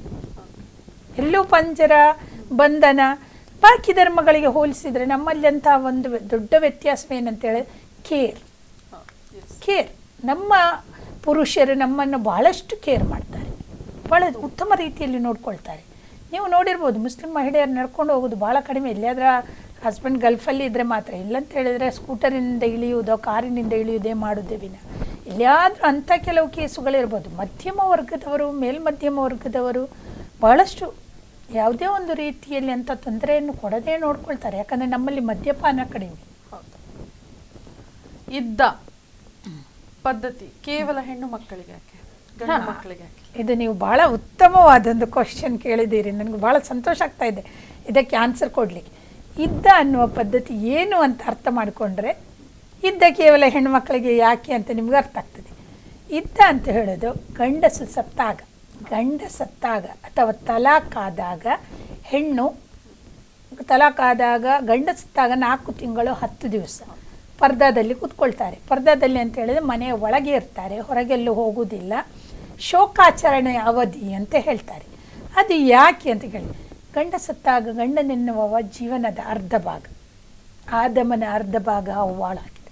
ಹಾಗಿರುವಾಗ ಅಂತಹ ಒಂದು ಪತಿಯ ಮರಣ ಮರುದಿನವೇ ನಾನು ಹೊರಗೆ ಹೋಗಿ ಏನೋ ಮಾಡ್ತೇನೆ ಅನ್ನುವಂಥ ಮನಸ್ಥಿತಿಯಲ್ಲಿ ಯಾವುದೇ ಹೆಣ್ಣಿರುವುದಿಲ್ಲ. ಆಕೆ ಭಾರತೀಯಳಾಗಿರಲಿ, ಮುಸ್ಲಿಮಳಾಗಿರಲಿ ಅಥವಾ ಯುರೋಪಿಯನ್ನಳಾಗಿರಲಿ, ಅಂಥ ಒಂದು ದುಃಖದ ಸಂದರ್ಭದಲ್ಲಿ ಮನಸ್ಸು ವ್ಯಾಕುಲಗೊಂಡಿರುತ್ತದೆ. ಆ ವ್ಯಾಕುಲತೆಯಿಂದ ಹೊರಗೆ ಹೋಗಿ ಕೆಲಸ ಮಾಡೋದು, ಇನ್ನೊಬ್ಬರೊಟ್ಟಿಗೆ ಮಿಕ್ಸ್ ಆಗುವುದೋ, ಇನ್ನೊಬ್ಬರೊಟ್ಟಿಗೆ ಮಿಂಗಲ್ ಆಗುವುದಕ್ಕೆ ಯಾವುದಕ್ಕೂ ಮನಸ್ಸಿರುವುದಿಲ್ಲ. ಭಾಳ ಒಂದು ಶೋಚನೀಯ ಸ್ಥಿತಿಯಲ್ಲಿರ್ತಾರೆ. ಅಂಥ ಒಂದು ಸ್ಥಿತಿಯಲ್ಲಿರುವಾಗ ಆಕೆಗೆ ಮಾನಸಿಕವಾಗಿಯೂ ದೈಹಿಕವಾಗಿಯೂ ರೆಸ್ಟ್ ಬೇಕಾಗಿರ್ತದೆ. ಆ ರೆಸ್ಟನ್ನು ಕೊಡಲಿಕ್ಕಾಗಿ, ಆ ವಿಶ್ರಾಂತಿಯನ್ನು ಕೊಡಲಿಕ್ಕಾಗಿ, ಆಕೆಯ ದುಃಖದ ಆವೇಗವನ್ನು ಕಡಿಮೆ ಮಾಡಲಿಕ್ಕಾಗಿ ಒಂದು ಕಾಲಾವಧಿ ಬೇಕು. ಯಾಕಂತ ಹೇಳಿದ್ರೆ ಎಷ್ಟೇ ಧೈರ್ಯಸ್ಥಳಾಗಲಿ ಹೆಣ್ಣು ಮಾನಸಿಕವಾಗಿ ಮತ್ತು ದೈಹಿಕವಾಗಿ ತುಂಬ ಸಬಲೆ. ಈಗಿನ ಕಾಲದಲ್ಲಿ ನೋಡಿದರೆ ವಿಮಾನವನ್ನು ಹಾರಿಸ್ತಾರೆ ಮಹಿಳೆಯರು, ಆದರೂ ಆಕೆಯ ಮುಟ್ಟಿನ ಅವಧಿ ಇರುತ್ತದೆ, ಆಕೆಯ ದೇಹದಲ್ಲಿ ಏರುಪೇರುಗಳಾಗುವ ಅವಧಿ ಇರುತ್ತದೆ, ಗರ್ಭಸ್ಥಳ ಆಗಿರುವ ಅವಧಿ ಇರ್ತದೆ. ಮಾನಸಿಕವಾಗಿ ಆಕೆ ಕುಗ್ಗಿರುವಂಥ ಅವಧಿಯಲ್ಲಿ ಹೊರಗೆ ಹೋಗಿ ಕಷ್ಟಪಟ್ಟು ಇನ್ನೊಬ್ಬರ ನಡುವೆ ಮಿಕ್ಸ್ ಆಗುವಂಥ ಮನಸ್ಸಿರುವುದಿಲ್ಲ. ಆಗ ಅದನ್ನು ಒಂದು ರೆಸ್ಟ್ ತೆಗೆದು, ಈಗ ನಿಮ್ಗೆ ಒಂದು ದೊಡ್ಡ ಆಪರೇಷನ್ ಆದವರಿಗೆ ರೆಸ್ಟ್ ತೆಗೆದುಕೊಳ್ಳುವ ಒಂದು ಅವಧಿ ಇರ್ತದೆ. ಹಾಗೆ ಇದು ಮಾನಸಿಕವಾಗಿ ಕುಗ್ಗಿರುವವರಿಗೆ, ದೈಹಿಕವಾಗಿ ನೋವುಂಡವರಿಗೆ ಒಂದು ರೆಸ್ಟಿನ ಅವಧಿ. ಮತ್ತು ಇಸ್ಲಾಮಿನ ಪ್ರಕಾರ ಇದ್ದ ಯಾಕೆ ಮಾಡ್ತಾರೆ ಅಂತ ಹೇಳಿದರೆ, ನೀವು ಕೇಳಿದರೆ ಯಾಕೆ ಪುರುಷನಿಗಿಲ್ಲ? ಪುರುಷ ಗರ್ಭ ಧರಿಸುವುದಿಲ್ಲ, ಮಹಿಳೆ ಗರ್ಭ ಧರಿಸ್ತಾಳೆ. ಮಹಿಳೆ ತಾಯಿ, ಪುರುಷ ತಂದೆ ಆದರೂ ಕೂಡ ಆ ಮಹಿಳೆ ಗರ್ಭವತಿಯಾಗಿದ್ದಾಳೋ ಇಲ್ಲವೋ, ಅಥವಾ ನೀವು ಹೇಳಿದಾಗೆ 4 ತಿಂಗಳು 10 ದಿವಸ ಕೂತ್ಕೊಳಿಸೋದು ಬೇಡ, ಇದ್ದದ ಅವಧಿಯೇ ಬೇಡ, ಅವಳನ್ನು ಒಳಗೆ ಕೂತ್ಕೊಳಿಸಿ ನೀವು ಅವಳನ್ನು ಭಾಳ ಕಷ್ಟ ಕೊಡ್ತಾ ಇದ್ದೀರಪ್ಪ, ಓಕೆ, ನೀವು ಅಲ್ಲಿ ಗರ್ಭ ಧರಿಸಿದ ಮಹಿಳೆಗೆ ನಮ್ಮಲ್ಲಿ ಮರುವಿವಾಹವನ್ನು ಖಂಡಿತವಾಗಿ ಇಸ್ಲಾಂ ಮರುವಿವಾಹಕ್ಕೆ ಅನುಮತಿ ಕೊಟ್ಟಿದೆ. ನೀವೇ ಹೇಳಿದಾಗೆ ವಿವಾಹ ಎಂಬುದು ಒಪ್ಪಂದ. ವಿವಾಹ ಎಂಬುದು ಎರಡು ಜೀವಗಳ ಮಿಲನದ ಹಾಗೆ ಅದೊಂದು ಒಪ್ಪಂದವು ಕರಾರು ಆಗಿದೆ. ಸೊ ನಮ್ಮಲ್ಲಿ ಯಾರು ವಿಧವೆಯರ ಕಲ್ಪನೆ ಇಲ್ಲ. ವಿಧವೆ ಅಶುದ್ಧಳು, ವಿಧವೆ ಒಳ್ಳೆ ಕೆಲಸಕ್ಕೆ ಬರಬಾರ್ದು, ವಿಧವೆ ದೇವಸ್ಥಾನಕ್ಕೆ ಹೋಗಬಾರ್ದು, ದೇವರ ದರ್ಶನ ಮಾಡಬಾರ್ದು, ಎಲ್ಲಿಯಾದರೂ ಶುಭ ಕಾರ್ಯಗಳು ಮಾಡುವಾಗ ವಿಧವೆ ಮುಂದೆ ಬರಬಾರ್ದು ಅಂತ ಹೇಳುವಂಥ ಧರ್ಮವಲ್ಲ ಇಸ್ಲಾಂ. ವಿಧವೆಯನ್ನು ಸೈಡಲ್ಲಿ ಕೂತ್ಕೊಂಡು ಯಾಕಂತ ಹೇಳಿದ್ರೆ ನಮ್ಮಲ್ಲಿ ಮರುವಿವಾಹವಿದೆ. ಆತ ವಿದುರನಾಗಲಿ ವಿಧವೆಯಾಗಲಿ ತಲಾಕ್ ಶುದ್ಧ ಆಗಲಿ ಅವನಿಗೆ ವಿವಾಹವಾಗುವಂಥ ಎಲ್ಲ ಹಕ್ಕುಗಳು ಹೇಗೆ ಪುರುಷನಿಗೆ ಇದೆಯೋ ಅಷ್ಟೇ ಹಕ್ಕು ಮಹಿಳೆಗೂ ಇದೆ. ಹಾಗಿರುವಾಗ ಏನಾಗಿದೆ, ಒಂದು ವೇಳೆ ಆಕೆ ಗರ್ಭಿಣಿ ಆಗಿದ್ದರೆ ಆ ಮಗುವಿನ ಹಕ್ಕು ಯಾರಿಗೆ ಬರುತ್ತದೆ, ಆ ಮಗುವಿನ ತಂದೆ ಯಾರು ಅಂತ ತಿಳ್ಕೊಳ್ಳಿಕ್ಕಾಗಿ ಈ ಅವಧಿಯನ್ನು ನಿಶ್ಚಯಿಸಲಾಗಿದೆ. ಅದು ಬಿಟ್ಟು ಅದರ ಒಂದು ಸೂಕ್ಷ್ಮವಾದ ಪರಿಕಲ್ಪನೆಯನ್ನು ಅರ್ಥ ಮಾಡಿಕೊಳ್ಳದೆ ಪುರುಷನಿಗೆ ಯಾಕೆ ಕೊಡುವುದಿಲ್ಲ ಅನ್ನುವಂಥ ಒಂದು ವಾದ ಖಂಡಿತ ತಪ್ಪು. ಕಲೆಗೆ ಧರ್ಮವಿಲ್ಲ. ಆದರೆ ಇತ್ತೀಚೆಗೆ ಒಂದು ಇಶ್ಯೂ ಆಯಿತು. ಸುಹಾನಾ ಸೈಯದ್ ಅನ್ನುವಂತಹ ಒಂದು ಹುಡುಗಿ ಬುರ್ಕಾ ಹಾಕ್ಕೊಂಡು ಧಾರ್ಮಿಕ ಭಕ್ತಿಗೀತೆನ ಹಾಡ್ತಾಳೆ. ಆಕೆ ಬಹಳಷ್ಟು ಟೀಕೆಗೆ ಒಳಗಾಗ್ತಾಳೆ. ಒಂದು ಧಾರ್ಮಿಕ ಭಕ್ತಿಗೀತೆ ಹಾಡಿದ್ದು ಇಸ್ಲಾಂನಲ್ಲಿ ಇಲ್ಲ, ಆಕೆ ನರಕಕ್ಕೆ ಹೋಗ್ತಾಳೆ ಅನ್ನುವಂತಹ ಟೀಕೆಗಳು, ಕೆಟ್ಟ ಕೆಟ್ಟ ಕಾಮೆಂಟ್ಸ್ಗಳು ಸಾಮಾಜಿಕ ಜಾಲತಾಣದಲ್ಲಿ ಕಂಡು ಬರ್ತದೆ. ಈ ಥರ ಆಕೆ ಧಾರ್ಮಿಕ ಭಕ್ತಿಗೀತೆಗಳು ಹಾಡುವುದು ತಪ್ಪೇ, ಇಸ್ಲಾಂನಲ್ಲಿ ಇಲ್ವೇ, ಅಥವಾ ಈ ಥರ ಟೀಕೆ ಮಾಡುವುದು ಇಸ್ಲಾಂನಲ್ಲಿ ಅವಕಾಶವಿದೆ? ಎರಡು ತಪ್ಪು. ಯಾಕಂತ ಹೇಳಿದ್ರೆ ಆಕೆ ಹಾಡಿದ್ಲು, ಆಕೆ ತಪ್ಪು ಮಾಡಿದ್ಲು. ಯಾಕಂತ ಹೇಳಿದ್ರೆ ಇಲ್ಲಿಯೂ ಮತ್ತೊಂದು ಧರ್ಮ ಸೂಕ್ಷ್ಮವಿದೆ. ಯಾಕಂತ ಹೇಳಿದ್ರೆ ಸಂಗೀತಕ್ಕೆ ಆಸ್ಪದವಿಲ್ಲದ ಧರ್ಮ ಇಸ್ಲಾಂ. ಸಂಗೀತ ಅಂತ ಹೇಳಿದ್ರೆ ನಾವು ಏನಂತ ತಿಳ್ಕೊಳ್ತೇವೆ, ಮ್ಯೂಸಿಕ್ಕಿನೊಟ್ಟಿಗಿರುವ ಸಂಗೀತ, ಅದಕ್ಕೆ ಖಂಡಿತವಾಗಿ ಇಸ್ಲಾಂನಲ್ಲಿ ಆಸ್ಪದವಿಲ್ಲ. ಮ್ಯೂಸಿಕ್ ಇಲ್ಲದೆ ನಾತ್ಗಳು, ಬುರ್ದಾಗಳು, ಪ್ರವಾದಿ ಗೀತೆಗಳು, ಸ್ತುತಿವಚನಗಳು ಇವುಗಳೆಲ್ಲ ಸಂಗೀತದ ಕ್ಯಾಟಗರಿಗೆ ಬರ್ತದೆ. ಅದನ್ನು ಹಾಡುವುದಕ್ಕೆ ಯಾವುದೇ ಆಕ್ಷೇಪವಿಲ್ಲ. ಕಂಪ್ಲೀಟ್ ಮ್ಯೂಸಿಕ್ಕಿನೊಟ್ಟಿಗೆ ಅಬ್ಬರದ ಸಂಗೀತವನ್ನು ಇಸ್ಲಾಂ ನಿಷೇಧಿಸಿದೆ, ಪರ್ಮಿಷನ್ ಇಲ್ಲ ಇಸ್ಲಾಂನಲ್ಲಿ. ಹಾಗಿರುವಾಗ ಆಕೆ ಹಾಡಿರುವುದು ಆಕೆಯ ಇಚ್ಛೆ. ಅದನ್ನು ಖಂಡಿಸ್ಲಿಕ್ಕೂ ಇನ್ನೊಂದು ಮಾಡಲಿಕ್ಕೂ ಇದು ಯಾವುದೂ ಹಿಟ್ಲರ್ನ ದೇಶ ಅಲ್ಲ. ಆತ ಮಾಡಿದ್ದು ಸರಿಯೋ ತಪ್ಪೋ ಅಂತ ಹೇಳಲಿಕ್ಕೆ ಅಥವಾ ರಾಜಪ್ರಭುತ್ವ ಇರುವ ದೇಶವೂ ಅಲ್ಲ. This is democracy secular country. ಹಾಗಿರುವಾಗ ಆಕೆಗೆ ಬೇಕಾದ್ದನ್ನು ಆಕೆ ಮಾಡಿದ್ದಾಳೆ, ಸರಿಯೋ ತಪ್ಪೋ ಆಕೆ ನೋಡ್ಕೊಳ್ತಾಳೆ. ಅದಕ್ಕಾಗಿ ಕೆಟ್ಟದಾಗಿ ಟೀಕೆಯೋ ಕಮೆಂಟೋ ಮಾಡೋದು ಬಹಳಷ್ಟು ದೊಡ್ಡ ತಪ್ಪು. ಅದಕ್ಕಿಂತ ಹೆಚ್ಚಿನ ತಪ್ಪು, ಎಲ್ಲೋ ಒಂದು ಎರಡು ಕಡೆ ಟೀಕೆಯೋ ಅದೋ ಇದೋ ಬಂದ ಕೂಡಲೇ ಅದನ್ನು ದೊಡ್ಡ ಇಶ್ಯೂ ಆಗಿ 3-4 ದಿವಸ ಅದೇ ಒಂದು ಇಶ್ಯೂವನ್ನು ಟಿ ವಿ ಕೇಬಲ್ಗಳು ಚಾನೆಲ್ಗಳು ಚರ್ವಣವಾಗಿಸಿದ್ದು ಇನ್ನೂ ದೊಡ್ಡ ತಪ್ಪು. ಯಾಕಂತ ಹೇಳಿದ್ರೆ ದೇಶದಲ್ಲಿ ಸಾವಿರಾರು ಸಮಸ್ಯೆಗಳಿವೆ. ರೈತರ ಮೇಲೆ ದಾಳಿಗಳಾಗ್ತಾ ಇದೆ. ಅವರ ಹಕ್ಕನ್ನು ಕೇಳಿದಾಗ ಭಾಳಷ್ಟು ಅವರನ್ನು ಬಾಯಿ ಮುಚ್ಚಿಸುವಂಥ ಕಾರ್ಯಗಳಾಗ್ತಾ ಇವೆ. ದುಡ್ಡಿಲ್ಲ ಮನುಷ್ಯರ ಹತ್ರ, ಮತ್ತು ನಿರುದ್ಯೋಗ ಸಮಸ್ಯೆ ಬಹಳಷ್ಟು ಹೆಚ್ಚಾಗ್ತಾ ಇದೆ. ಎಲ್ಲಿಯೂ ಮನುಷ್ಯನಿಗೆ ಒಂದು ಬಿಸ್ನೆಸ್ ಮಾಡಲಿಕ್ಕೆ ಆಗ್ತಾ ಇಲ್ಲ, ಟ್ಯಾಕ್ಸಿನ ಮೇಲೆ ಟ್ಯಾಕ್ಸ್ ಬೀಳ್ತಾ ಇದೆ.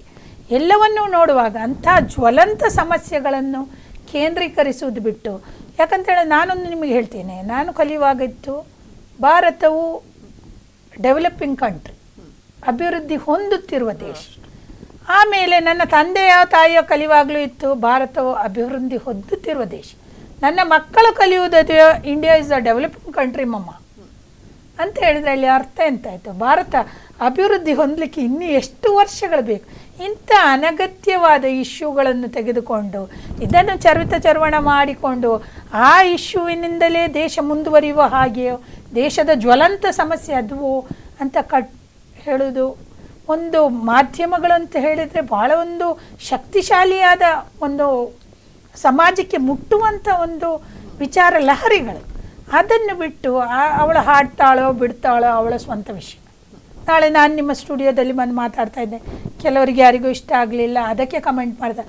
ಅದೊಂದು ದೊಡ್ಡ ಜ್ವಲಂತ ಸಮಸ್ಯೆ ಇಲ್ಲ. ಯಾಕೆ ನಾನು ಬುರ್ಕ ಹಾಕಿದ್ದೇನೆ ಅಥವಾ ನಾನೊಂದು ಮುಸ್ಲಿಮು ಅಂತ ಹೇಳಿಕೊಂಡು ಅದನ್ನೊಂದು ದೊಡ್ಡ ಸಮಸ್ಯೆ ಆಗಿ ಮಾಡುವಂಥ ಅಗತ್ಯವೇ ಇಲ್ಲ. ಯಾಕಂತ ಹೇಳಿದ್ರೆ ಅದಕ್ಕಿಂತ ದೊಡ್ಡ ದೊಡ್ಡ ಸಮಸ್ಯೆಗಳಿವೆ. ಕೆಲಸ ಸಿಗ್ತಾ ಇಲ್ಲ ಯುವ ಜನರಿಗೆ. ನಾನು ಈ ಎಜುಕೇಷನ್ ಫೀಲ್ಡಲ್ಲಿದ್ದೇನೆ, ನಾನು ನೋಡ್ತಾ ಇದ್ದೇನೆ ಸಾವಿರಾರು ಇಂಜಿನಿಯರ್ಸ್ ಟೀಚಿಂಗ್ ಜಾಬಿಗೆ ಬರ್ತಾ ಇದೆ. ನಮಗೆ ಅಪ್ಲಿಕೇಶನ್ ಬರ್ತಿದೆ, B.Tech ಆದವರು, M.Tech ಆದವರು, ಟೀಚಿಂಗ್ ಜಾಬ್ 25,000 ಕೊಡಿ ಸಾಕು, ಟೀಚಿಂಗಿಗೆ ಬರ್ತಾ ಇದ್ದೇವೆ ಪ್ರೊಫೆಷನ್. ಅದೆಲ್ಲ ಸಮಸ್ಯೆಗಳು. ಅದು ಬಿಟ್ಟು ಬಾಕಿ ಯಾವುದು ಸಮಸ್ಯೆಗಳಲ್ಲ. ಅದನ್ನು ನೋಡಿ ದೇಶವನ್ನು ಇಂಪ್ರೂವ್ಗೊಳಿಸಿ, ಅದಕ್ಕೆ ಮಾಧ್ಯಮಗಳ ಸಹಕಾರ ನೀಡಿ ಅಂತ ಕೇಳ್ಕೊಳ್ತೇನೆ. ಆಕೆಯಲ್ಲಿ ಪ್ರತಿಭೆ ಇದ್ದರೂ ಇಸ್ಲಾಂನಲ್ಲಿ ಅದಕ್ಕೆ ಅವಕಾಶವಿಲ್ಲ. ಸೊ ಆಕೆ ಹಾಡಿದ್ದು ತಪ್ಪು ಅಂತ ನಿಮ್ಗೆ ಅನಿಸ್ತದ? ಅದರ ಬಗ್ಗೆ ನಾನು ಕಮೆಂಟ್ಸ್ ಮಾಡಲಿಕ್ಕೆ ಇಷ್ಟಪಡೋದಿಲ್ಲ. ಆಕೆ ಪ್ರತಿಭೆಯೋ ಆಕೆ ಇದೋ ಆಕೆ ನೋಡ್ಕೊಳ್ತಾಳೆ. ಗೋ ಹತ್ಯೆ ನಿಷೇಧವಾಯಿತು, ಈ ಬಗ್ಗೆ ಏನು ಹೇಳ್ತೀರಾ? ನೋಡಿ, ನಾನೊಂದು ಹೇಳ್ತೀನಿ, ಮನುಷ್ಯ ಹುಟ್ಟಿದಾಗಿನಿಂದ ಸಾಯುವ ತನಕ ಆಹಾರ ಕ್ರಮ ಎನ್ನುವುದು ಅವನ ಜೀವನದೊಂದಿಗೆ ಬಂದಿರ್ತದೆ.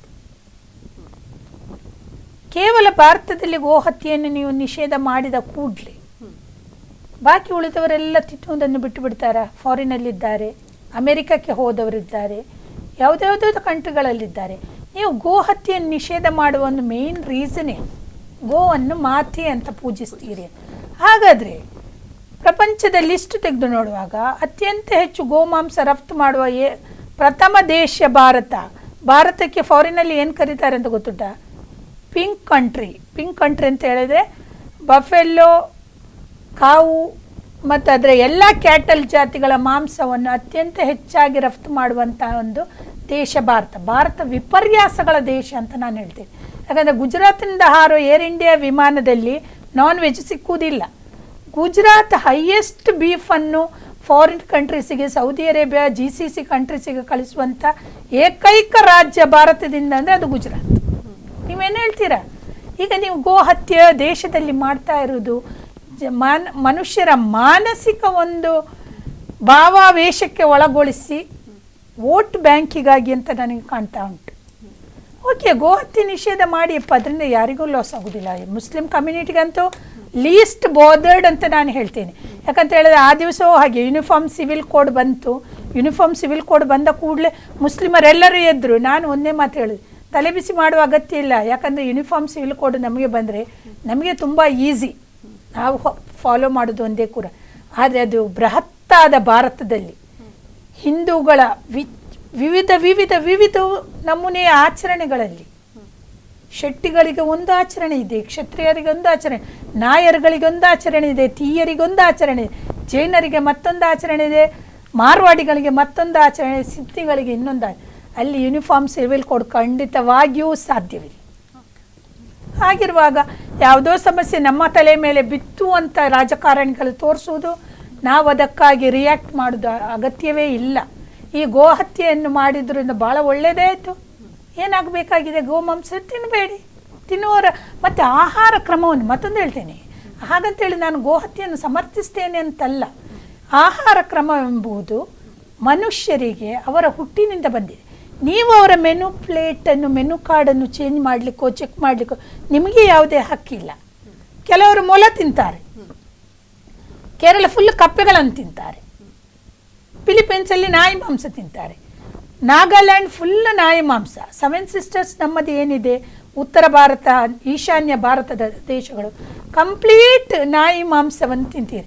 ಹಾಗಂತೇಳಿ ಎಲ್ಲಿಯಾದರೂ ಒಬ್ಬ ರಾಜಕಾರಣಿ ಅಲ್ಲಿಗೆ ಹೋಗಿ ನಾಯಿ ಮಾಂಸ ಬ್ಯಾನ್ ಮಾಡಿ ಅಂತ ಹೇಳಲಿಕ್ಕಾಗ್ತದ? ಸಾಧ್ಯ ಇಲ್ಲ. ಅದೆಲ್ಲ ನೋಡಿ, ನಮ್ಮದು ವಿವಿಧತೆಯಲ್ಲಿ ಏಕತೆ ಇರುವಂಥ ದೇಶ. ಈ ಗೋ ಹತ್ಯೆಯನ್ನು, ಗೋ ಮಾಂಸವನ್ನು ತಿನ್ನುವುದನ್ನು ಬ್ಯಾನ್ ಮಾಡಿರುವುದರಿಂದ ಪ್ರೋಟೀನ್ ಹೆಚ್ಚಾಗಿ ಸಿಗುವಂಥ ಒಂದು ಆಹಾರವನ್ನು ದಲಿತರಿಗೆ, ಅತ್ಯಂತ ಕೆಳವರ್ಗದಲ್ಲಿರುವವರಿಗೆ ಮಾತ್ರ ಕಷ್ಟ ಆಗಿದೆ. ಇದಿಷ್ಟು ಇವತ್ತಿನ ಮಹಿಳೆ ಮತ್ತು ಧರ್ಮ. ಮುಂದಿನ ವಾರದ ಸಂಚಿಕೆಯಲ್ಲಿ ಇನ್ನಷ್ಟು ಹೊಸ ವಿಷಯಗಳೊಂದಿಗೆ, ಹೊಸ ಅತಿಥಿಗಳೊಂದಿಗೆ ನಾನು ನಿಮಗೆ ಭೇಟಿ ಆಗ್ತೀನಿ.